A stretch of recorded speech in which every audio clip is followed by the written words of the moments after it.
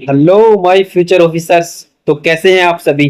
उम्मीद है बहुत अच्छे होंगे और अपनी पढ़ाई का ध्यान अच्छे से रख रहे होंगे। तो आज का जो हमारा पीआईबी सीरीज का 4th डे है और आज हम जो डिस्कस करने वाले हैं वो 6 जून की तो नाइट में और आज जो 7 जून है उसमें जो भी डिस्कशंस रहे हैं पीआईबी पर, जो अपडेट आए हैं और हमारे एग्जाम की दृष्टि से जो इम्पोर्टेंट हैं उनको हम डिस्कस करेंगे। तो शुरुआत करते हैं बिना किसी देरी के। इसका जो पहला टॉपिक जो रहा, जो न्यूज में रहा है पीआईबी पर, वो था व्यवसाय सुगमता अनुपालन सरलीकरण एवं प्रशासनिक सुधार से संबंधित था। चर्चा में क्यों था? क्योंकि ये टॉपिक है ना जो जीएस पेपर 2 और जीएस पेपर जो 3 है भारतीय अर्थव्यवस्था विरोध योजना से, उस सेक्शन से जाके जुड़ता है। और ये चर्चा में क्यों था? चर्चा में इसलिए था क्योंकि हाल ही में जो आर्थिक सर्वेक्षण एवं प्रशासनिक सुधार विभाग है ना, उसके द्वारा एक नियामकीय बोझ, जो रेगुलेटरी जो वजन जो उस पर रहता है, उस बोझ को कम करने की दिशा में एक घोषणा की गई है। तो क्या है?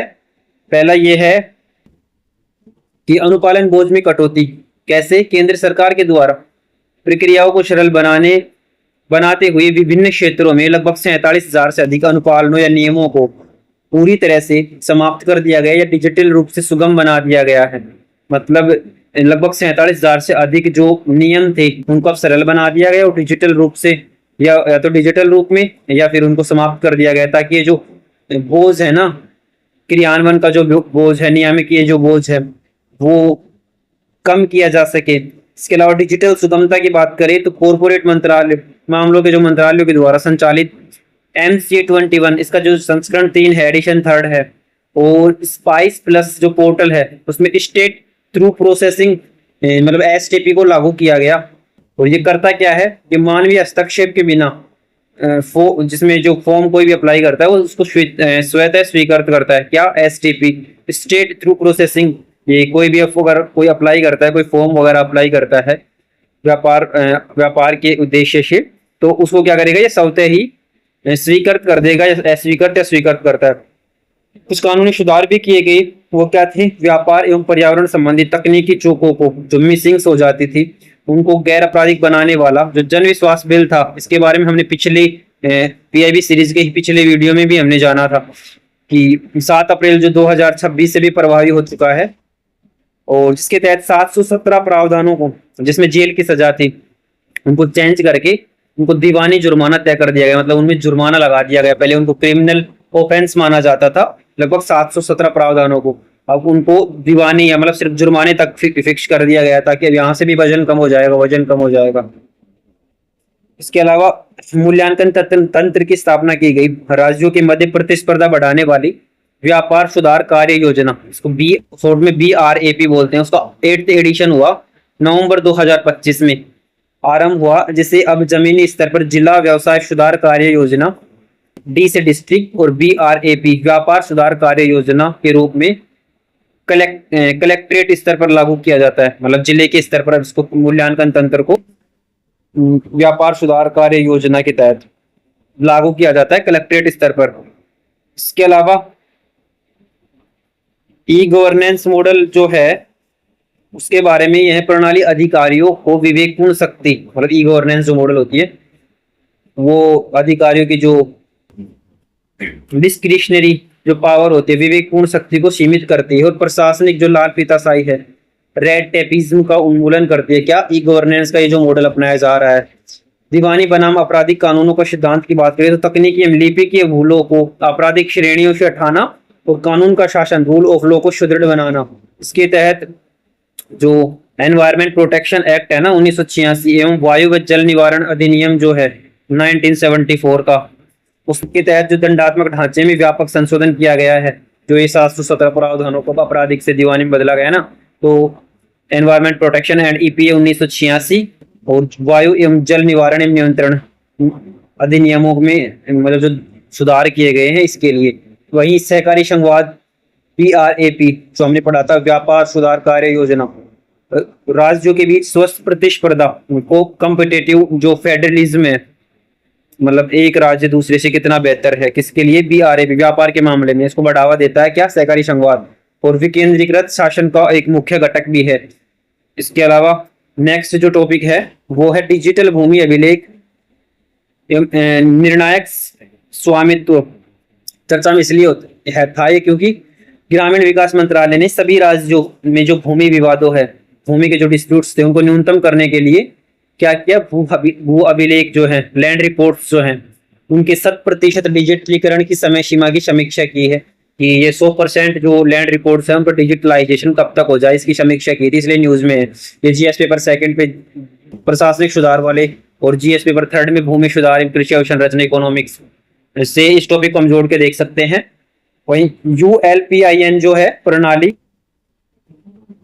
भूमि विवादों के त्वरित समाधान हेतु विशिष्ट भूमि पार्सल पहचान संख्या जो होती है उसको लागू की गई है तथा भू स्थानिक निर्देशांकों पर आधारित एक 14 विशिष्ट अंक विशिष्ट कोड जिसे भूमि का आधार कहा जाता है। मतलब जैसे हमारा आधार होता है ना, उसमें 12 डिजिट होते हैं, इसी प्रकार भूमि का एक आधार अंक जिसको ULPIN जो बोलते हैं, इसमें 14 अंक डिजिटल कोड होता है जो विशिष्ट भूमि के लिए एक पार्सल पहचान संख्या के रूप में लागू होता है। इसके अलावा हम अगर भूमि एवं भू राजस्व की बात करें तो ये पूर्णतः राज्य सूची में आता है, 7वीं अनुसूची के अंतर्गत प्रविष्टि 18 के अंतर्गत है भूमि और भू राजस्व सिद्धांत। वहीं स्वामित्व का जो सिद्धांत है वो भारत के सभी अनुमानित स्वामित्व जो है उनकी व्यवस्था है, जहां विलेख केवल कर भुगतान का साक्ष्य है। ULPIN का उद्देश्य होता है देश को निर्णायक स्वामित्व की ओर ले जाना, जहां राज्य भूमि के मालिकाना हक की कानूनी गारंटी प्रदान करता है। इससे वित्तीय ऋण प्राप्त करना सुगम हो जाता है। इससे वित्तीय ऋण प्राप्त करना क्या हो जाता है, अगर आपका भूमि का स्वामित्व होगा, आपकी भूमि का जैसे आधार कार्ड की तरह कार्ड होगा, तो आपको ऋण वगैरह में भी, ऋण वगैरह लेने में भी सहूलियत होगी और वित्तीय ऋण के रूप में जो कोलेट्रल की तरह कार्य करेगा वो कार्ड फिर। तो इसके अलावा जो थर्ड टॉपिक जो चर्चा में रहा था पर्यावरण मिनिस्ट्री का, वो था पर्यावरण नियमन वर्गीकरण एवं श्रम सुधार जो था। और चर्चा में इसलिए था कि जो केंद्रीय प्रदूषण नियंत्रण बोर्ड है ना, और जो श्रम मंत्रालय के द्वारा पर्यावरण अनुपालन और नई जो श्रम संहिताएं जो 2020 की 19 की है कि राज्यों में नियमावली निर्माण की प्रगति रिपोर्ट जारी की गई। जीएस पेपर थर्ड से ही जुड़ता है। इसके अलावा औद्योगिक वर्गीकरण के, इसमें जो औद्योगिक वर्गीकरण था उद्योगों को उनके प्रदूषण सूचकांक पोल्यूशन इंडेक्स के आधार पर मुख्य रूप से रेड श्रेणी, मतलब जो सबसे ज्यादा पोल्यूटेड होंगे, ऑरेंज जो रेड से तो कम होंगे लेकिन रेड की तरफ बढ़ रहे होंगे धीरे धीरे, ऑरेंज, ग्रीन जो बहुत कम प्रदूषण फैलाते होंगे, इन श्रेणियों में वर्गीकृत किया गया है किसको, उद्योगों को पोल्यूशन सूचकांक के आधार पर। संचालन की सहमति जो है कि वैधता को सरलीकृत कर दिया गया है, मतलब संचालन की सहमति को अब क्या कर दिया गया, इसको आसान बना दिया गया, सरल कर दिया गया। वहीं जो श्रम सुधार है OSH कोड 2020 में, जिसमें व्यावसायिक सुरक्षा, स्वास्थ्य, कार्य दशाओं से जुड़ी इस संहिता के माध्यम से 13 जो पुराने डिजिटल केंद्रीय श्रम कानूनों को एकीकृत किया गया था। इसके तहत पुराने जो इंस्पेक्टर राज के को बदलकर निरीक्षक सह सुविधा करता इंस्पेक्टर कम फैसिलिटेटर का नया पद सर्जित किया गया। मतलब अंग्रेजों के जमाने के जो रूल्स जो बनाए गए थे श्रम को लेकर, कारखानों को लेकर, उन सभी को 2019 में 20 में 4 मेजर श्रम कानूनों में तोड़ दिया गया, बदल दिया गया। और जो इंस्पेक्टर राज था उसको चेंज करके इंस्पेक्टर कम फैसिलिटेटर के नाम से एक नया पद सर्जित कर दिया गया है। इसके अलावा इसकी स्टैटिक की अगर हम बात करें तो जो CPCB है, सेंट्रल पोल्यूशन कंट्रोल बोर्ड है, उसकी वैधानिक अवस्थिति की बात करें तो ये जो केंद्रीय प्रदूषण नियंत्रण बोर्ड है एक वैधानिक संगठन है। वैधानिक का मतलब कानून के द्वारा बनाया गया है। इसकी स्थापना जल प्रदूषण निवारण अधिनियम 1974 के तहत की गई थी। बाद में इसमें 1981 का जो वायु प्रदूषण निवारण एवं नियंत्रण अधिनियम भी इसके अधीन ला दिया गया था, जिसके CPCB के अधीन। एक जो मोस्ट इंपोर्टेंट बात याद रखनी है कि यह इसकी स्थापना जो की गई थी ना, वो एनवायरमेंट प्रोटेक्शन एक्ट 1986 के तहत नहीं की गई थी, बल्कि ये जो जल प्रदूषण निवारण एवं नियंत्रण अधिनियम है 1974 इसके तहत की गई थी CPCB की। तो अलावा श्रम का संवैधानिक उपबंध की बात करें तो श्रम किस में आता है, 7वीं अनुसूची की समवर्ती सूची में कंकरंट लिस्ट में आता है। इसके कारण केंद्र एवं राज्य दोनों इस पर कानून बना सकते हैं। और DPSP में अनुच्छेद जो 42 है, काम के न्याय संगत एवं मानवोचित दर्शाए, इस सुधार का मूल आधार, ये चेंजमेंट किया गया, जो सुधार किया गया इसका मूल आधार क्या है, DPSP का आर्टिकल 42। नेक्स्ट क्वेश्चन हमारा इकोनॉमिक्स से जुड़ता है, GS पेपर थर्ड से जो चर्चा में रहा वो था, चर्चा में इसलिए था ये कि केंद्रीय बजट 2026-27 के प्रस्ताव में एमएसएमई क्षेत्र की नगद संकट जो तरलता संकट जो था लिक्विडिटी क्राइसिस को दूर करने के लिए वित्तीय मंचों के एकीकरण पर बल दिया गया है। तो वो पहली बात तो ये ओएनडीसी क्या है? ओएनडीसी जो प्रोटोकॉल है, ओपन सोर्स, फुल फॉर्म ये हो जाएगी open network for digital commerce. ये सरकार के द्वारा समर्थित एक खुली तकनीकी प्रोटोकॉल है। क्या ओएनडीसी क्या है? एक सरकार के द्वारा समर्थित है, एक टेक्निकल पोर्टल या प्रोटोकॉल है। इसका उद्देश्य क्या है ओएनडीसी का?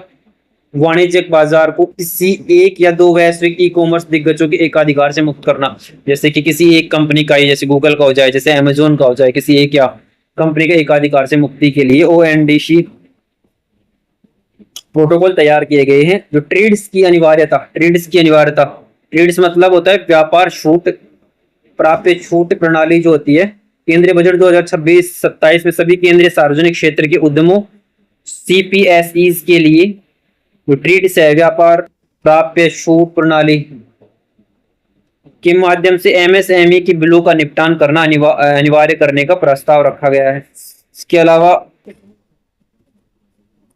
बैंकिंग, वित्तीय बाजार एवं नेटवर्क शास्त्र, अर्थशास्त्र जो है, इससे रिलेटेड जो प्रोप्रायरिटी बनाम ओपन जो नेटवर्क होता है, प्रोप्रायरिटी पारंपरिक प्लेटफॉर्म एकाधिकार आधारित होते हैं। जो ट्रेडिशनल प्लेटफॉर्म्स थे उन पर एकाधिकार होता था, किसी एक का अधिकार होता था, जबकि ओएनडीसी क्या होता है? एक ओपन सोर्स नेटवर्क होता है। जैसे यूपीआई हो गया, ये किसी एक का नहीं है, इसको फोन पे में भी यूज किया जा सकता है, गूगल पे, पेटीएम, अमेजोन पे, भारत पे, सब में इसमें इसको यूज किया जा सकता है। मतलब ये ओपन सोर्स नेटवर्क हो गया। जो खरीदार एवं विक्रेता के बीच माध्यम को तटस्थ बनाता है, इसमें लघु विक्रेताओं को समान अवसर ये प्राप्त होता है, नेट लेवल प्लेइंग फील्ड प्राप्त होती है। इसके अलावा ट्रेड्स और जो सिक्योरिटाइजेशन प्रतिभूतिकरण है, वो भारतीय रिजर्व बैंक आरबीआई के द्वारा जो भुगतान एवं निपटान प्रणाली अधिनियम 2007 लाया गया था, उसके तहत रेगुलेट होते हैं। ये क्या? ट्रेड्स और सिक्योरिटाइजेशन प्रतिभूतिकरण। यह एमएसएमई जो मध्यम, लघु एवं सूक्ष्म एंटरप्राइजेज हैं, उनके व्यापारिक इनवॉइस को ऑनलाइन नीलामी की सुविधाएं देता है। कौन? ट्रेड्स की उनके व्यापारिक इनवॉइस को, मतलब वो ऑनलाइन नीलामी कर सकते थे, किस पर? ट्रेड्स पर। जब इन इनवॉइसेस को वित्तीय साधनों में संचित कर द्वितीय बाजार में व्यापार योग्य बनाया जाता है, तो इस प्रक्रिया को प्रतिभूतिकरण कहते हैं। इन इनवॉइसेस को वित्तीय संसाधनों को संचित करके जो सेकेंडरी मार्केट है, जिसमें शेयरों का खरीद बिक्री होती है आपस में ही, इंडिविजुअल्स के बीच मानो या कंपनी के बीच मानो, तो वहां द्वितीयक बाजार उसको बोलेंगे सेकेंडरी मार्केट। तो व्यापार योग्य बनाया जाता है, इसे क्या बोलेंगे? प्रतिभूतिकरण बोलेंगे। इन जो इनवॉइसेस को, एमएसएमई की इनवॉइसेस को, यह वर्किंग कैपिटल प्रवाह सुनिश्चित करता है। मतलब ये कार्यकारी पूंजी में जाता है। कौन? ये जो एमएसएमई की इनवॉइसेस हो गई, ये कार्यशील पूंजी के तहत प्रवाह सुनिश्चित होता है इनका। इसके अलावा ये इकोनॉमिक्स का ही और साथ में संविधान निकाय जीएस पेपर 2 एवं जीएस पेपर 3 से जुड़ा हुआ ही एक नेक्स्ट टॉपिक है, अप्रत्यक्ष कर अवसंरचना में वित्तीय संवाद। हालिया वित्तीय चर्चा में क्यों था ये? हालिया वित्तीय आंकड़ों के अनुसार जीएसटी की मासिक कर संग्रह में निरंतर वृद्धि दर्ज की गई, जो अर्थव्यवस्था के औपचारिकरण को दर्शाता है। जीएसटी में कर संग्रहण है, उसमें वृद्धि दर्ज की गई। इसके लिए न्यूज में था, इसके लिए इस पर अपडेट आई थी। जीएसटी एन जो है नेटवर्क, जो है जीएसटी नेटवर्क और औपचारिकरण, जीएसटी नेटवर्क माध्यम सेवा कर नेटवर्क के माध्यम से संपूर्ण आपूर्ति श्रृंखला, सप्लाई चेन डिजिटल रूप से ट्रैक होती है, जिससे क्या होता है? कर चोरी में कमी आती है। अब ये जो नेटवर्क बनाया गया है जीएसटी एन, इस पर जो संपूर्ण आपूर्ति श्रृंखला, सप्लाई चेन अब डिजिटल रूप से ट्रैक करेंगे। अब मतलब फाइल्स का रिटर्न हाथ से लिखने का कोई काम नहीं, डिजिटल रूप से होगा, कहीं पे ट्रैक, कोई भी ट्रैक कर सकता है आसानी से, जिससे इसकी चोरी क्या हो जाती है? कम हो जाती है। मूल्य संवर्धन का सिद्धांत क्या है? जीएसटी एक गंतव्य आधारित उपभोग कर है। हाँ, तो डेस्टिनेशन बेस्ड टैक्स है जीएसटी। इसके करों में कैस्केडिंग प्रभाव, कैस्केडिंग प्रभाव क्या होता है? आपने कर लगाया, फिर दोबारा से उसी के ऊपर कर लग गया, टैक्स ऑन टैक्स को समाप्त कर दिया है। पहले आपने एक टैक्स के बार बार टैक्स, मतलब एक किसी प्रोडक्ट पर एक से ज्यादा बार टैक्स पर टैक्स लग जाता था, इसको कम करता है जीएसटी। जो डेस्टिनेशन में अभी लगता है, अंतिम जो खरीदार होता है, जो अंतिम वस्तु खरीद रहा है, उसको ये पे टैक्स चुकाना होता है, एक बार लगता है। टैक्स ऑन टैक्स की समस्या को खत्म कर देता है। क्योंकि इसमें केवल प्रत्येक चरण के वास्तविक मूल्य संवर्धन वैल्यू एडिशन पर ही कर दिया जाता है। पूर्व में चुकाए गए इनपुट टैक्स क्रेडिट कर की पूर्व में चुकाए गए कर की इनपुट टैक्स क्रेडिट मिलती है। तो ये क्या करता है, टैक्स ऑन टैक्स या कैस्केडिंग प्रभाव को कम करता है। जीएसटी परिषद के स्ट्रक्चर की बात करें तो आर्टिकल 279 ए के तहत गठित की गई वित्तीय संवाद को बढ़ावा देकर भारत का सबसे बड़ा एक एग्जाम्पल है ये। केंद्र सरकार के वोट का शेयर लगभग 1/3 है इसमें, और 2/3 है राज्यों का वोटिंग, सभी राज्यों को वोटिंग। किसी भी निर्णय को पारित करने के लिए 3/4 मतलब यानी 75% बहुमत की आवश्यकता होती है। केंद्र एवं राज्य अकेले कोई निर्णय नहीं थोप सकते। आपको ये बताना है कि आपने जीएसटी जो पढ़ी थी वो किस संविधान संशोधन के तहत लाई गई थी, और कौन कौन से आर्टिकल उस संविधान संशोधन के तहत संविधान में जोड़े गए थे, आपको ये बताना है, कमेंट बॉक्स में जरूर बताना है। इसके अलावा अगर नेक्स्ट हमारा जो टॉपिक जो चर्चा में था वो था एक कॉम्प्रिहेंसिव कवरेज आ रखी थी सार्वभौमिक स्वास्थ्य कवरेज पर, और जनसांख्यिकी संकेतक एवं खाद्य सुरक्षा के ऊपर। वाई इन न्यूज चर्चा में क्यों था ये? चर्चा में इसलिए था क्योंकि जो राष्ट्रीय स्वास्थ्य प्रोफाइल है एनएचपी, नेशनल हेल्थ प्रोफाइल, और नीति आयोग के स्वास्थ्य सूचकांक के द्वारा भारत के स्वास्थ्य संकेतकों में आए जो सकारात्मक सुधारों को रेखांकित किया गया। मतलब एनएचपी और जो नीति आयोग है उनके द्वारा जो स्वास्थ्य सूचकांक जारी किया गया था उसमें क्या क्या सुधार आए हैं उनको ये दर्शाता है। जीएस पेपर जो है उसके सेकंड से इसको हम जोड़ सकते हैं, उसका जो स्वास्थ्य सामाजिक क्षेत्र का विकास मानव संसाधन टॉपिक है उससे। अब इसमें क्या क्या कुछ फैक्चुअल इंफॉर्मेशन दे रखी है कि भारत स्वास्थ्य के क्षेत्र में कैसे कैसे कहाँ ग्रोथ हुई है, कहाँ अच्छे आउटपुट्स मिले हैं। जैसे एक पहले आउट ऑफ पॉकेट खर्च, मतलब पॉकेट के बाहर का जो खर्च हुआ है उसमें गिरावट आई है। 2021-22 में 39.4% पर आ गया था ये। पहले ये लगभग 62% खर्च जो पॉकेट में खर्च बचता, जो इनकम सेविंग बचती थी उसका 62% तो यही सी में खर्च हो जाता था। अभी इसको घटाकर लगभग 39% पर ला दिया गया है। इसके अलावा मातृ मृत्यु दर जो है एमएमआर, मतलब बच्चे के जन्म के समय जो माता की मृत्यु हो जाती है ना उसको मातृ मृत्यु दर बोलते हैं। अब ये घटकर 70 प्रति लाख जीवित जन्म हो गया है। मतलब अब 1 लाख पर केवल 70 महिलाएं ऐसी होती हैं जो एमएमआर मातृ मृत्यु दर की शिकार होती हैं। इस पहले कितनी थी ये? इसके साथ ही भारत ने संयुक्त राष्ट्र के सतत विकास लक्ष्य एसडीजी 3.1 के वैश्विक लक्ष्य की समय सीमा 2030 से, मतलब एसडीजी का जो लक्ष्य था 3.1, उसमें भी एमएमआर को कम करने की बात कर रखी थी प्रति लाख पर 70 से कम। उसको भारत ने, समय सीमा तो 2030 की थी लेकिन भारत ने क्या किया, 2030 से पहले इसको प्राप्त कर लिया। इसके अलावा टीकाकरण अभियान की बात कर रखा है कि भारत का जो टीकाकरण कवरेज है लगभग 98.4% यानी 98.4% हो गया है। भारत में जो वर्ल्ड हेल्थ ऑर्गेनाइजेशन के द्वारा बनाई गई 2015 में मातृ एवं नवजात टेटनेस मुक्त घोषित किया गया है। मातृ एवं नवजात टेटनेस मुक्त घोषित किया जा चुका है कभी 2015 में। वर्तमान में गर्भाशय गिरवा कैंसर जो है, जो सर्वाइकल कैंसर है, उसके तहत जो 14 वर्ष की बालिकाओं के लिए HPV ह्यूमन जो पेपिलोमा वायरस है उसका राष्ट्रीय टीका दिया जा रहा है। इसके बारे में डिटेल्स में वीडियो मैं बना दूंगा। अगर आप कमेंट बॉक्स में कमेंट करते हो कि ये क्यों, मतलब कैसे चलाई जा रही है, ये जो स्कीम है ये क्या है और किससे इंस्पायर है, तो इन सभी के बारे में, क्योंकि ये जो वैक्सीन है ना ये केवल सरकारी हॉस्पिटल्स में लगाई जाती है। खाद्य सुरक्षा RUCO पहल, भारतीय खाद्य सुरक्षा मानक प्राधिकरण जो है फसाई के द्वारा उपयोग किए जा चुके कुकिंग ऑयल UCO के पुनः उपयोग, मतलब एक बार आपने तेल का यूज कर लिया कुकिंग ऑयल का, आप उसका पुनः उपयोग को रोकने के लिए और उसको बायोडीजल में परिवर्तित करने के लिए जो RUCO है, रिपर्पज यूज कुकिंग ऑयल पहल स्टार्ट की गई है। किसके द्वारा? Food safety and standard authority of India के द्वारा, FSSAI के द्वारा, और भारतीय खाद्य सुरक्षा FCI के द्वारा, ताकि जो एक बार यूज करने के बाद जो कुकिंग ऑयल है उसको बजाय पुनः यूज के बायोडीजल में परिवर्तित किया जा सके। इसके अलावा स्वास्थ्य के बारे में कुछ स्टैटिक की बात करें, जो हमारे बेसिक कंसेप्ट है उसको लेकर, जो 7वीं अनुसूची में स्वास्थ्य, लोक स्वास्थ्य एवं स्वच्छता किसका राज्य सूची का विषय है, जो प्रविष्टि 6 का विषय है। इसके अलावा सर्वोच्च न्यायालय ने पश्चिम बंगाल खेत मजदूर समिति जो विवाद हुआ था 1996, ये इंपॉर्टेंट इसलिए विवाद है क्योंकि इसको 30 साल कंप्लीट हो चुके हैं। तो इसके तहत संविधान के अनुच्छेद 21 पश्चिम बंगाल खेत मजदूर समिति विवाद है। इसके तहत अनुच्छेद 21 जीवन का अधिकार सरकार के पर नागरिकों को चिकित्सा सहायता प्राप्त करने का बाध्यकारी दायित्व सौंपता है। नागरिकों को चिकित्सा सहायता प्राप्त करने की किस पर? सरकार पर। राष्ट्रीय स्वास्थ्य नीति आई 2017 की, इसको भी 2027 में 10 साल कंप्लीट हो जाएंगे। तो लोक व्यय को जीडीपी का लगभग 2.5% तक बढ़ाने का लक्ष्य रखा गया है, इसमें रखा गया था एनएचपी 2017 को। इसके अलावा जैव विज्ञान की बात करें तो कैंसर और वायरस, जो सर्वाइकल जो कैंसर है, गर्भाशय गिरवा कैंसर जो है, वो मुख्य रूप से एचपीवी के द्वारा होता है, ह्यूमन पैपिलोमा वायरस, जो कि एक प्रकार का डीएनए वायरस है। एचपीवी जो है, यह विश्व का एकमात्र ऐसा कैंसर है जो समय पर वैक्सीन देकर पूर्णतः रोका जा सकता है। एकमात्र ऐसा वायरस है, कैंसर है, कैंसर एकमात्र, मतलब ऐसा कोई यूनिक, मतलब एक अपने आप में यूनिक प्रॉपर्टी रखता है कि भाई इसको समय से इसका वैक्सीन दी जाए तो इसको रोका जा सकता है, सर्वाइकल एचपीवी।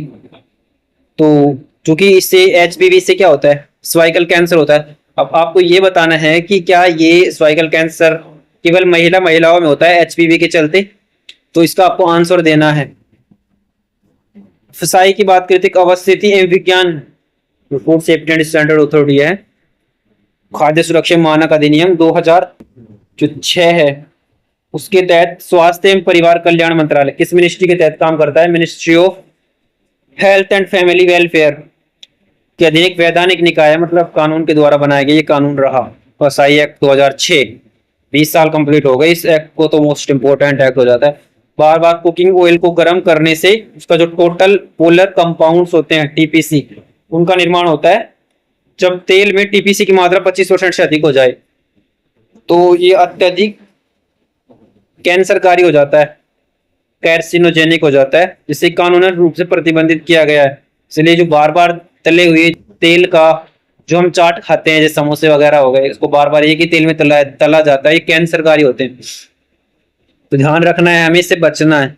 अंतरराष्ट्रीय व्यापार, कृषि निर्यात अवसंरचना एवं वैधानिक निकाय हमारा नेक्स्ट टॉपिक है, जो इंटरनेशनल ट्रेड की बात करता है और कृषि की, एक्सपोर्ट की, इंफ्रास्ट्रक्चर के वैधानिक निकाय की बात करता है। जीएस पेपर 3rd से ही जुड़ता है। अंतरराष्ट्रीय व्यापार मुख्य फसल एवं कृषि भंडार का उत्पादन एवं निर्यात से जुड़ता है। वाई इन न्यूज कर चर्चा में इसलिए था क्योंकि जो वाणिज्यिक मंत्रालय की जो हालिया रिपोर्ट आई है उसके अनुसार भारत में गैर पारंपरिक कृषि क्षेत्रों जैसे झारखंड का जनजातीय क्षेत्र में वैश्विक बाजारों में प्रीमियम फलों के निर्यात के रिकॉर्ड में वृद्धि देखी गई है। जैसे झारखंड का जनजातीय क्षेत्रफल हो गया, जो गैर का पारंपरिक मतलब कृषि के लिए इतने फेमस नहीं है, फिर भी इनमें क्या वैश्विक बाजारों में जो फलों के निर्यात में रिकॉर्ड वृद्धि देखी गई है। एग्जाम्पल भी दे रखा है, जैसे झारखंड का जनजातीय क्षेत्र। कृषि निर्यात की बात करें तो एपिडा जो है उसने झारखंड में सिमडेगा जिले की एक पूर्णतः महिला संचालित कृषक उत्पादन कंपनी एफपीसी में आम्रपाली आम कंपनी का नाम की पहली वाणिज्यिक खेप को सफलतापूर्वक यूनाइटेड किंगडम लंदन के लिए निर्यात करके रणनीतिक सहायता प्रदान की है। किसने? अपेडा ने सहायता की है। किसकी? क्योंकि अपेडा का काम ही होता है कि कृषि के निर्यात को बढ़ावा देना, उसके लिए कदम उठाना। तो ये जो कृषक उत्पादन कंपनी है पूर्ण महिलाओं की, झारखंड के सिमडेगा जिले में, तो इन्होंने जो आम्रपाली आम की पहली वाणिज्यिक खेप कहाँ भेजी है? लंदन भेजी है, यूनाइटेड किंगडम लंदन भेजी है, और इसकी हेल्प की है किसने? अपेडा ने।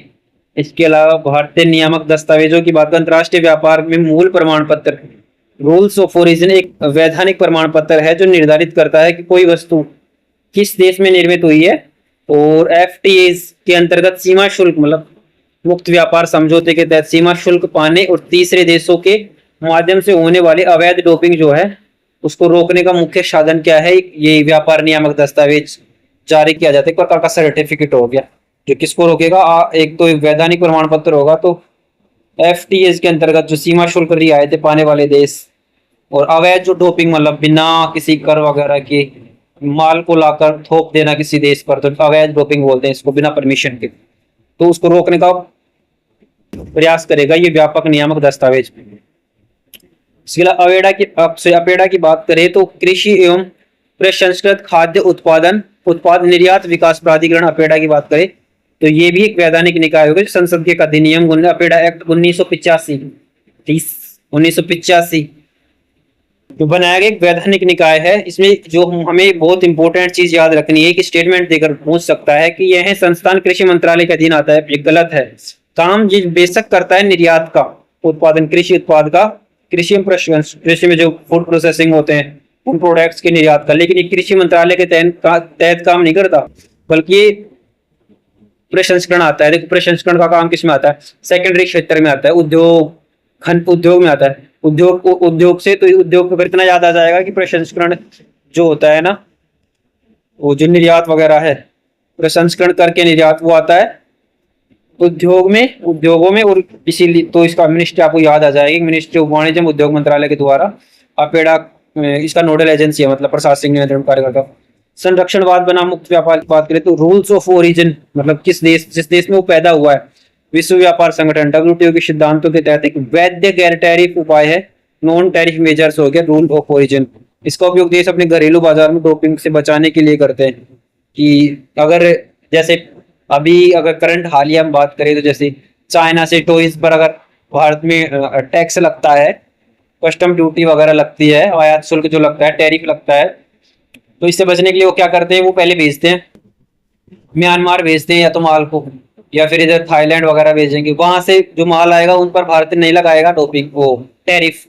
तो इनडायरेक्ट जैसे माल तो चाइना का पहले आएगा म्यांमार से भारत में पहुंचा देंगे, तो टैरिफ से बच जाएंगे। इसको भी अवैध डोपिंग बोलेंगे। तो इसको रोकने के लिए ये व्यापार नियामक दस्तावेज जरूरी है और घरेलू बाजार को डोपिंग से बचाने WTO के मूल सिद्धांतों में काम करता है, origin of the rule of origin के सिद्धांतों पर काम करता है। उम्मीद है आपको ये वीडियो बहुत पसंद आया होगा और ये सीरीज आप रेगुलर फॉलो कर रहे होंगे, क्योंकि अभी 3 से 4 वीडियो हुए हैं और जो अनुभव है वो धीरे धीरे होता जाएगा। हम इसको और ज्यादा सुधारते जाएंगे और ज्यादा बेहतरीन बनाते जाएंगे, नई नई इंफॉर्मेशन इसमें ऐड करते जाएंगे। लेकिन उससे पहले हमें नीड है आपकी सपोर्ट की, तो जरूर आप प्लीज सब्सक्राइब कीजिए, लाइक कीजिए और हमें सजेशन भी कीजिए, रिव्यू दीजिए अपने कि हम और क्या सजेस्ट करें, तो और क्या बेहतरीन कर सकते हैं। कुछ जो कमियां हैं वो हमें दिखलाई हमें। तो आज की वीडियो में इतना ही, धन्यवाद, मिलते हैं नेक्स्ट वीडियो में। और हाँ, जो मॉडर्न इंडिया की जो सीरीज हमने स्टार्ट की है उसको देखना ना भूलना, क्योंकि वो वैल्यू एडिशन में भी काम करेगी। क्विक रिवीजन तो है ही, साथ में क्या होता है कि नोट्स पढ़ लेते हैं, नोट्स पढ़ने के बाद में हमें ऐसा लगता है कि यार बहुत कुछ छूट रहा है, तो अगर आप ये वीडियो साथ में नोट्स कंप्लीट करने के बाद ये वीडियो और देख लेते हैं तो रिवीजन तो होगा जो होगा, कुछ वैल्यू एडिशन भी कर लोगे आप नोट्स का। तो उसको भी जरूर फॉलो करना। मिलते हैं नेक्स्ट वीडियो में, धन्यवाद।